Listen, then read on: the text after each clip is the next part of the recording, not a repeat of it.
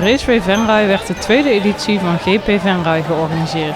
Dat het wielerevenement een vervolg zou krijgen was vorig jaar al een no-brainer.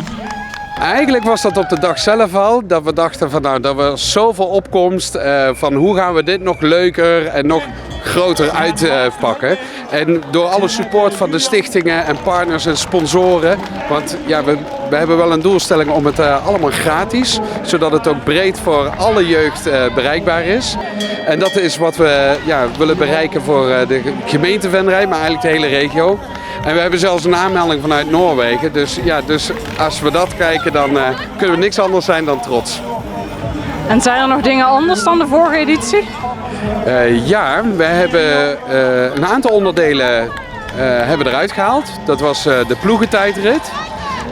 Daarvoor hebben we teruggebracht dat de amateurs vanmiddag op het einde van de dag gaan koersen hier op het circuit. We denken daar iets meer spektakel mee in huis te halen. En daarnaast het grote Kids Experience.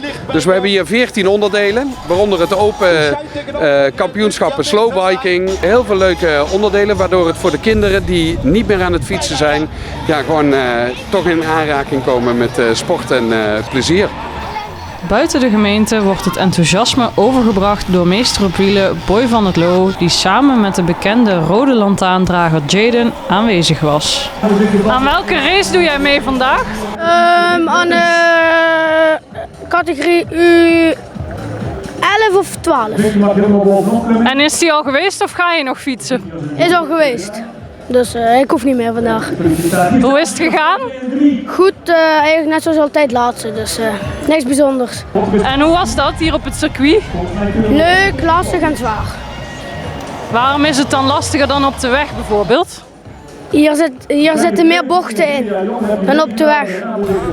Ik ben meester, dit jaar van 3-4, volgend jaar van 5-6. En ik werk gewoon fulltime. En daarnaast probeer ik heel veel te fietsen. En soms zijn dat 10 uur in de week, soms 15 en soms ook wat minder. Maar daar ben ik wel echt enthousiasteling in. Ja. En dat leg je dus ook vast? Ja, dat leg ik dus vast via Meester op Wielen, mijn Instagram-account en TikTok-account. En het begon als een grapje en nu is het toch meer iets geworden. En nu reis ik door heel Nederland om fietssport-toertochtjes te doen. Ik heb vanochtend meegedaan met de toertocht van 45 kilometer. Ja, het was prachtig, want de wegen waren best wel rustig, maar het was super gezellig. Ik heb zelfs een heel gesprek met een Duitse jongen nog ben ik aangegaan. We gingen ook door het museum, het oorlogsmuseum hier in de buurt. Dus het was super leuk georganiseerd. En tussenstops, koffie hier en daar. Ik heb zelfs nog fly aangeboden gekregen. Dat eet ik niet elke dag, ook kom uit de Randstad. Dus dat was super leuk. En misschien nog een carrière switch dan, of zou je dat niet overwegen? Ja, fietsen vind ik echt prachtig, maar ik vind het ook super mooi om gewoon les te geven. Ik denk dat dat echt mijn core business is, mijn basis is.